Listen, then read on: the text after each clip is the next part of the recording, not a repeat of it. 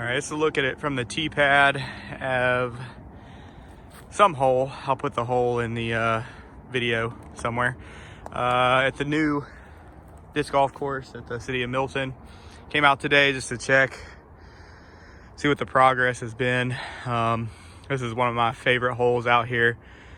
It's probably 550 total, par 4, dog leg left. Just threw a shot, first shot of the week actually, and it's cold and it was not good.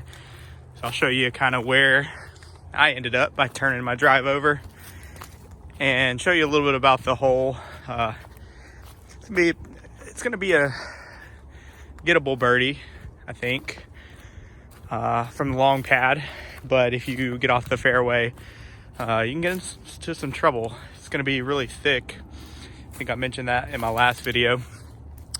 And then for the am pad, we'll probably have it somewhere back in here. It's not gonna change shot much. It's just gonna make the corner reachable so that then amateur players can have a good chance at birdie on their second shot. So I turned a flippy driver over. This is not what I would throw if I was actually carrying a bag. I just brought one disc today. And yeah, there it is. So way back in there, and fairway curves up there. All right, so I tried to lay up my pitch out, hit a tree right in front of me. So this is my second pitch out. One of the best spots to land. If you're throwing the long tee, you could probably push it up another 30, 40 feet safely. If someone's got a really powerful arm and lays down the perfect hyzer, they might be able to get up, kind of up by that tree. It's still from that tree, I'd say about 80 feet to the basket with some danger behind. There's a drop off behind the basket, but the basket will be up in kind of the back side of that wood line there. So if you landed here, you could throw a mid-range putter, fairway, even if you're needing a little extra distance to get up there for the birdie. But as you can see, again, get off the fairway and you are in pitch out territory. So fun hole, one of the holes I'm most excited about out here at the new course in Milton. All right, another hole preview out here at the new course. This is somewhere middle 12, hole 11, 12, something like that. Just a tunnel shot. I mean, there's danger, of course, but this is your prototypical Florida Panhandle disc golf type hole. So I want to say 270, 280. It's not super long. Does play a little bit uphill, and of course just the line to hit is a little demanding.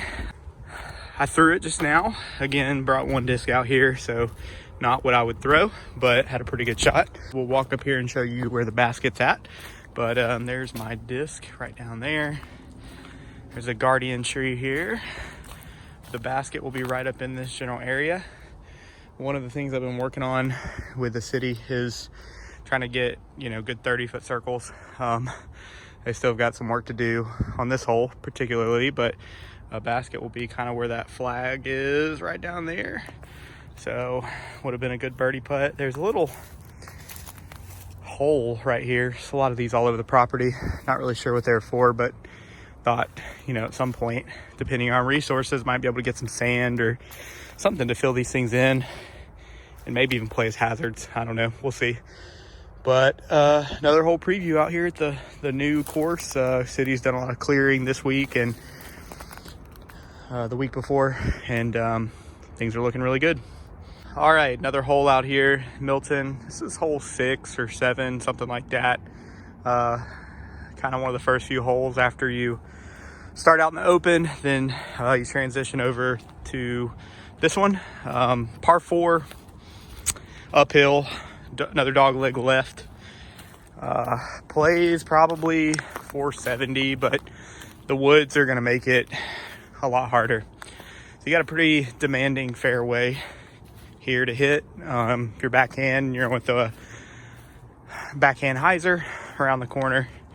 If you're a right hand player, if you're left, you're going to want to either throw a turnover or forehand. I hit a tree, landed in the fairway. From here, I would just be pitching an over sable approach disc around the corner to set myself up for hopefully a par save towards the basket. All right, here's the turn of the par 4. Ideally, you want to land somewhere up in here. If you try to bite off a lot, you could actually get up there and have a much easier approach shot. But there's risk there too, obviously. So I threw my little driver, standstill around the corner. Basket's going to be up and around almost the opening out there. So it's not an easy second or third shot by any means. I think this one's going to be easier to get once people play the hole a little more often. So just smoked a tree trying to throw with a disc in my hand, but you can see here basket location is up here, right in that large kind of open area. We will be playing. We're gonna stake all of the boundaries from the open to the woods. I'm hoping to use some type of PVC stake or just something that can be put in the ground and not damaged or moved. But that's gonna play out of bounds for some of the woods holes that have baskets pushing the outside area. It's also gonna play out of bounds for some of the open holes so that people aren't crashing into the wood lines. Shouldn't be an issue on most of the holes, just the way the distances work out. But there are a couple that could be closer to baskets, where a tee pad is close to a basket and vice versa. So I'm gonna make that out of bounds as well and just hopefully run that along the entire line. So fun hole here, good get on a birdie. Should be a manageable par, but definitely a change of pace from your typical par 3 under 300 feet. Hole 4, gonna throw a little shot here. It's about a 250-foot tunnel, downhill putter shot, but I'm gonna show you the line. Or I'm gonna shank it right into a tree. All right, this is one of the holes back in the woods. I wanna say maybe 15, 14, 15. They still got some clearing to do on this one, but I wanted to show it to everybody. Move the tee pad kind of back into the woods a little bit. They initially cleared this fairway and I didn't feel like the hole was long enough, especially from what was supposed to be the professional pad. So the fairway's clear. You know, like many of these holes in the woods, you've got some trees to contend with, a couple different lines you can hit, and then some guardian trees here at the end. So it's one of the themes I tried to use in the design, was give a fair line off the tee pad, but make sure that you have to pick and commit to your line, whether it be, you know, say right of these trees, left of these trees, or up the middle. But one cool thing about this one, mainly wanted to show, was this massive drop off at the end. I think this is awesome. A couple options.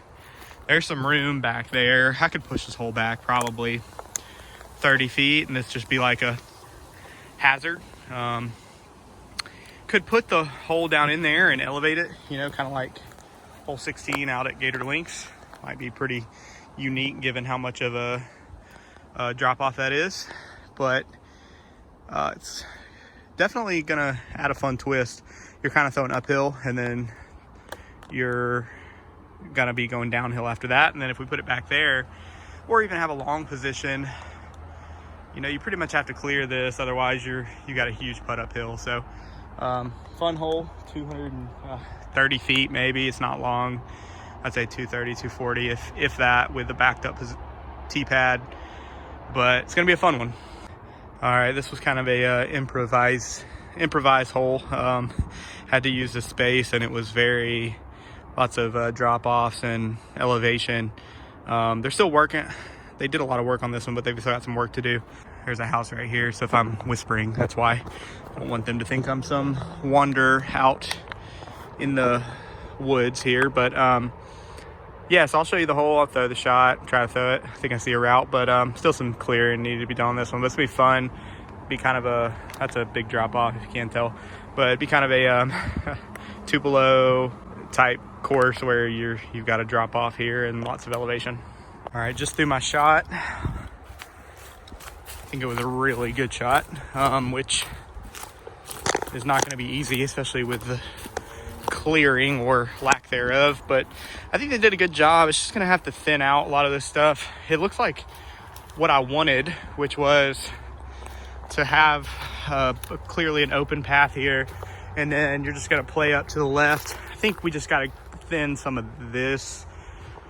I probably won't even, well, I don't know, I might ask them to do some of that, but it's not much. It's just thinning it to where you don't have all these hanging vines, a lot of hanging vines everywhere. So I actually got through, but had I clipped one of those vines and not thrown almost a perfect shot, I would have been falling down and having no upshot. So, but the basket's going to be up here. Another example of needing some trimming. We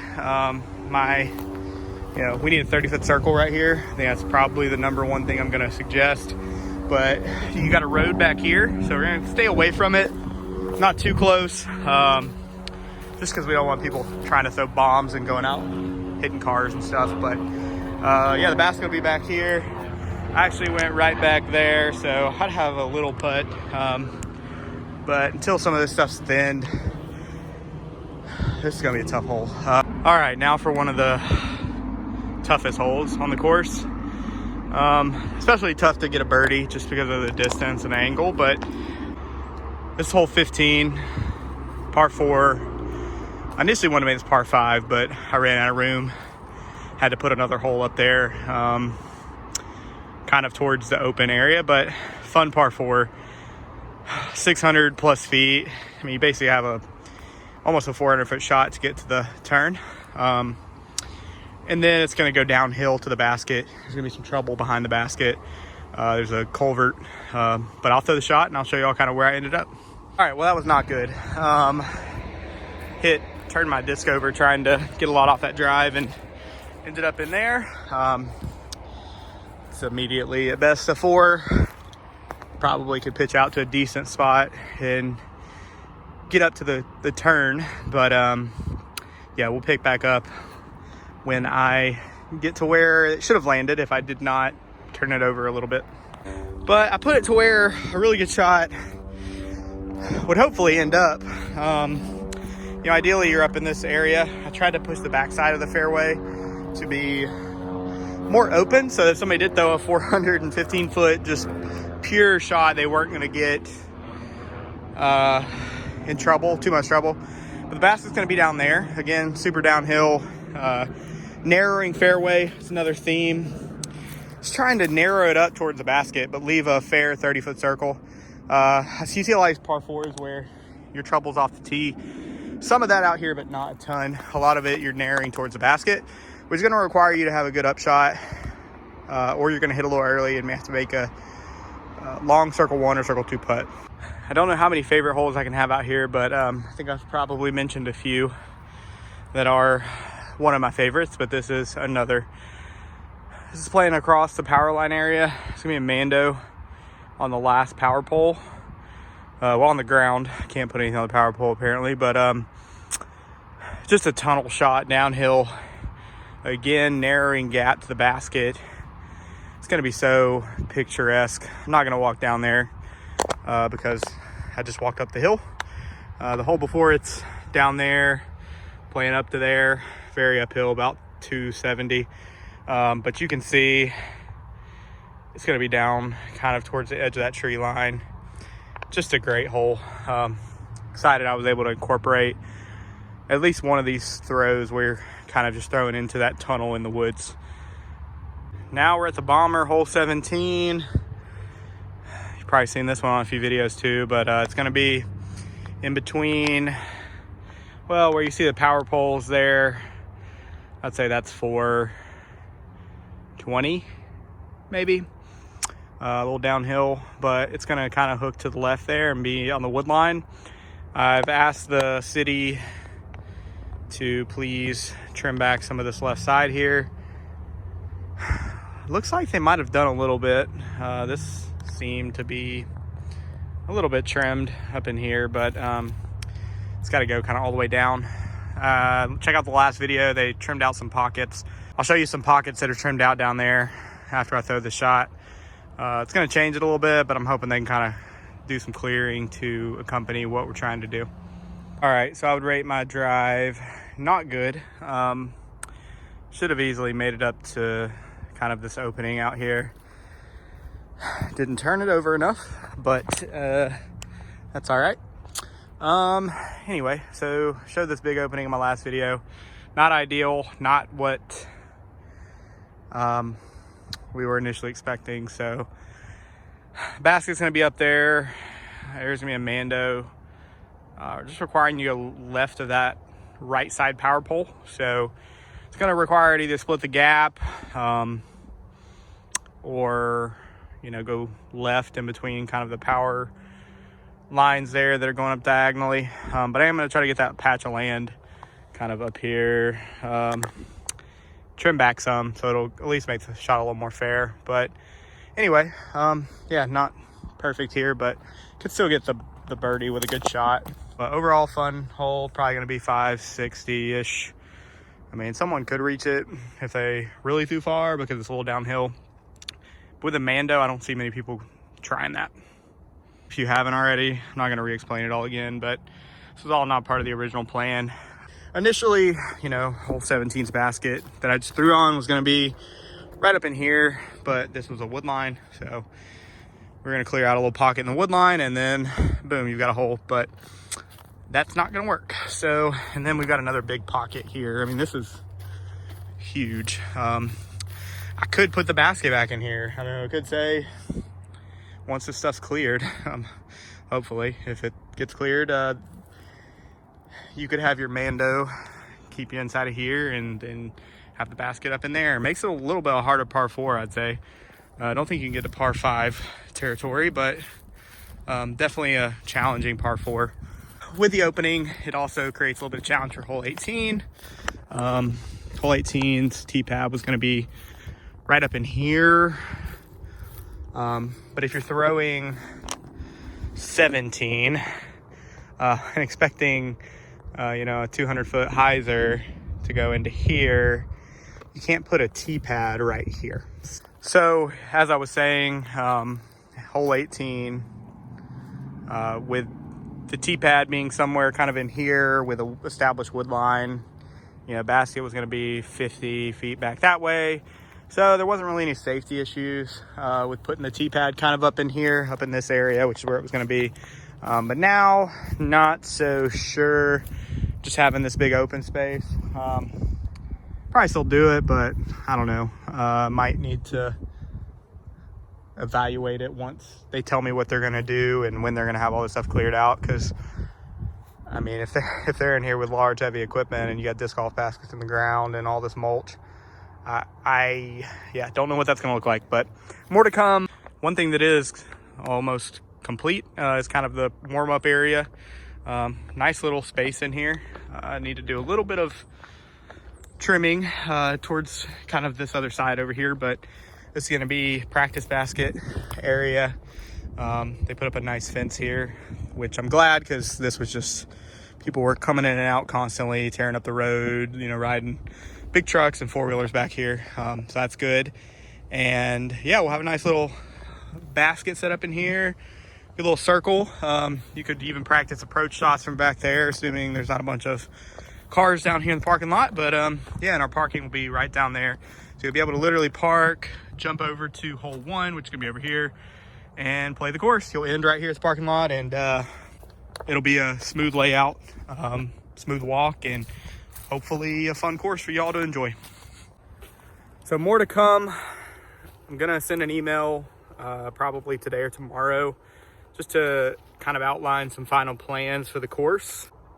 That's gonna tell me when they're planning on putting in baskets, what they're going to do with some of this open area behind me that kind of need to know the plan for before we finalize some of these holes, what the concrete plan is going to look like. I don't know who's pouring their concrete. We're not, I mean, disc golfers aren't going to pour their concrete for the time being, because I think it would be too encompassing to try to pour 36 holes with AMs and professional pads. So got to find that out, who they're going to contract to do it. But with where everything's at, I'm going to advocate for the baskets, most of the baskets, to get put in the ground soon. Hoping they can handle that in-house. And yeah, I mean, if baskets are in, then it's really just cleanup work. But I would say probably, I'd say 75% of the holes are done. They're 95% done. Just some trimming, some overhanging branches, stuff like that. But the other 25% still needs some love and some work. So gonna kind of send a follow-up email on those, get a timeline for when they're gonna be attended to, and hopefully I can use that to back into a date the course will be ready, start some planning for a kickoff tournament, grand opening, Panhandle Open this year. A lot of plans waiting on this course. So but stay tuned, trying to keep you guys in the loop as much as I can. Again, if you haven't watched any other videos, watch them. I do not control when this course is ready. I do not really have much power to that, within reason, but I'm doing the best I can to try to push it along. So like, subscribe to the channel. I don't put a lot of content out, but I'm trying to put some worthwhile stuff out rather than just typing all of these updates. So once I hear for sure back from the city, I will let you guys know. Until then, catch you guys on the course.